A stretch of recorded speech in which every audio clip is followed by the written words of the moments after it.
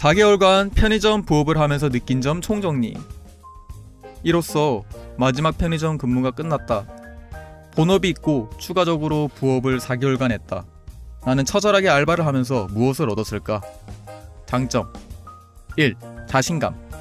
나는 해낼 수 있었다는 자신감을 얻었다. 사람은 생각하는 건 누구나 할 수 있다. 하지만 이 생각을 실천하는 부분은 다른 차원의 영역이라고 생각한다. 나의 초등학교 앨범에 적힌 좌우명은 평일에 공부하고 주말엔 놀자이다.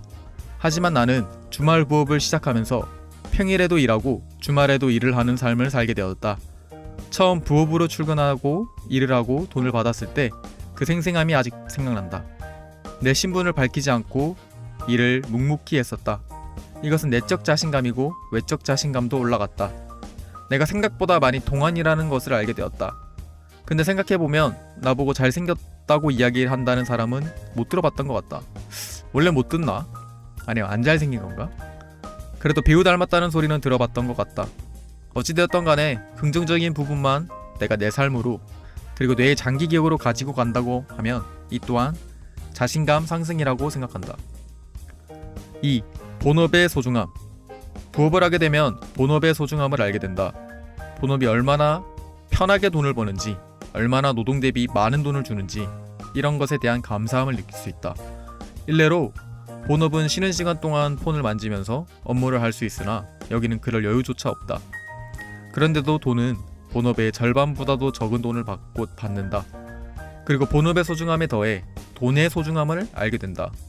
내가 1시간 동안 매장을 앞뒤로 구르고 받는 돈은 최저 시급 1만원이다. 그렇게 하루를 바쳐서 돈을 버는데 내가 무언가를 구매할 때 간편 결제로 고민 없이 사는 것들을 나는 가격을 편의점 몇 시간으로 계산하는 버릇이 생겼다. 예를 들어 누군가가 밥을 먹고 3만원이 나오면 이 돈은 내가 편의점 특수점포 매장을 3시간을 굴러야 버는 돈이다.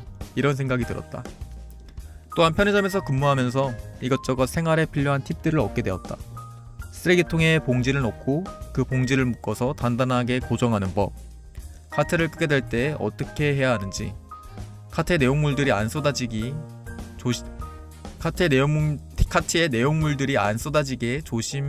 어떻게 조심해야 하는지 등등. 3. 기분 전환.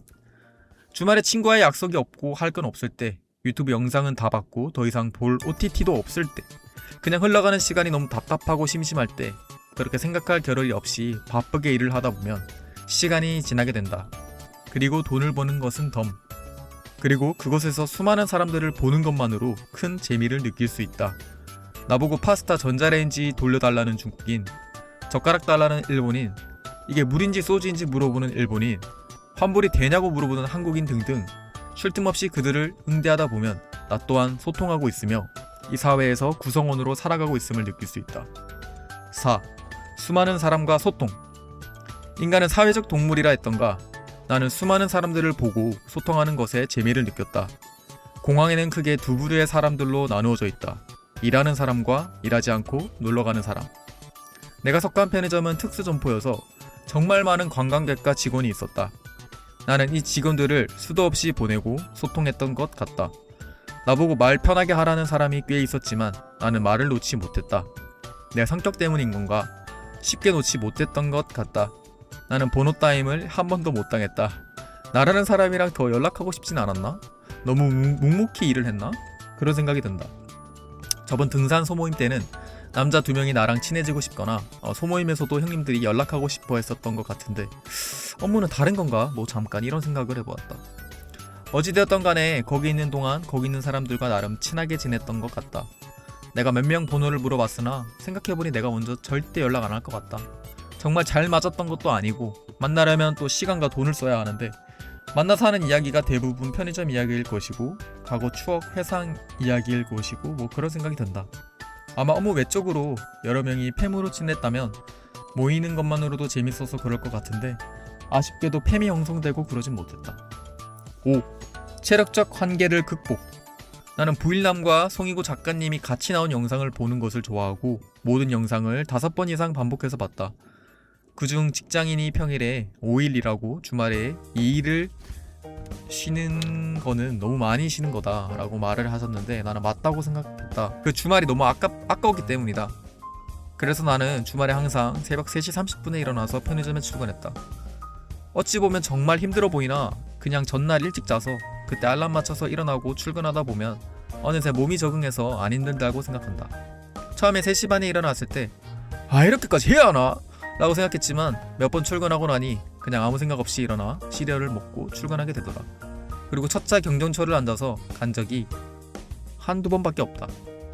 5시 1분에 오는 경전철에는 이미 수많은 직장인들이 타 있었다.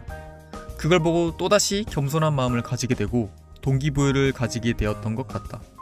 그리고 주말에 이렇게 일을 하면서 나의 육체적 체력과 정신적 체력은 더욱 강인해졌던 것 같다. 그렇게 4개월간 갈고 닦았다.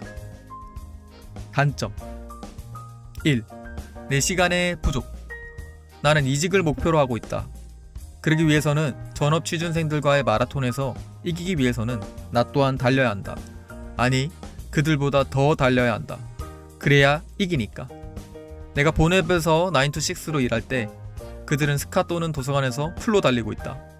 내가 그들을 따라잡기 위해서는 평일 퇴근 후와 주말을 풀로 해야지 그들을 따라잡을 수 있다.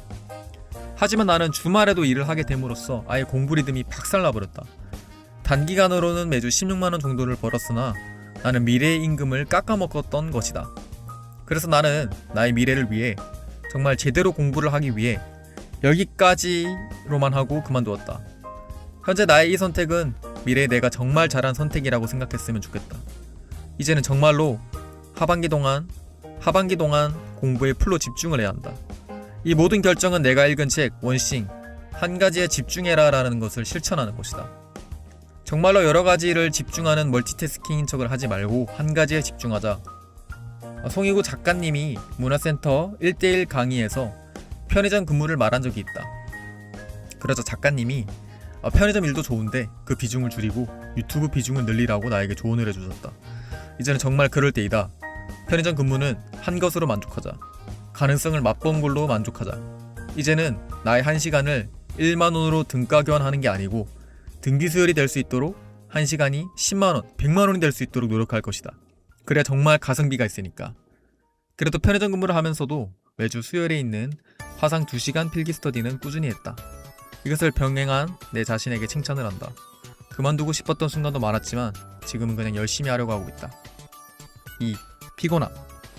정말 갓생은 주말에 편의점을 하고 와서 집에 와서 스카를 가서 미친듯이 집중해서 공부를 하는 것이다. 하지만 새벽에 일어나서 쉴 틈 없이 업무를 하고 집으로 다시 오면 4시였다. 나는 지하 주차장에 차를 주차하고 바로 집에 가지 못했다. 잠이 쏟아졌기 때문이다.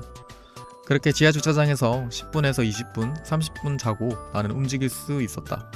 집에 가서도 이른 저녁을 먹고 잠이 쏟아졌다. 나는 뭘 더 하려고 해도 나의 중앙본부인 뇌에서 신호를 꺼버렸다. 그래서 나는 쓰러지듯이 잠을 잘 수밖에 없었다. 그러다 보면 주말이 지나가고 어느새 본업에 출근을 해야 했었다. 다행히 지금까지는 내가 강철 체력이어서 이 피곤함이 본업으로 이어지지는 않았다. 3. 상사가 2배. 말 그대로 상사가 2배가 된다. 본업에서도 상사가 있고 부업에서도 상사가 있으니까 내 삶에서 나의 상사가 2배가 많아진다. 이는 스트레스가 2배가 될 수 있음을 의미한다. 본업에서도 상사의 눈치를 보고 부업에서도 상사의 눈치를 봐야 한다. 휴가를 생각할 때 본업에서도 휴가를 말해야 하고 부업에서도 휴가를 말해야 한다. 정말 일반적인 본업이 하나만 있는 직장인들보다 2배로 갓생을 살아야 본업과 부업을 병행할 수 있다. 가끔 편의점 근무를 해서 그런지 모르겠으나 집에 오면 뾰루지가 나 있는 경우도 있었다. 아마 긴장의 끈을 놓지 않은 상태로 풀로 근무를 하다 보니 내 몸의 체력적 한계를 이기지 못하고 피부 트러블이 낫지 않았을까 생각한다. 4. 특이함. 내가 부업을 하는 것을 낯선 사람이 보았을 때 100% 다 긍정적으로 보지 않는다는 것을 알게 되었다. 실제로 나를 특이한 사람으로 볼 수도 있다고 생각이 들었다. 누군가를 알아가고 친밀도를 쌓아야 하는 상황에서 너무 바빠 보이고 부업을 한다는 사실은 나를 특이한 캐릭터로 그 사람이 이미지를 설정할 수도 있다는 생각이 들었다.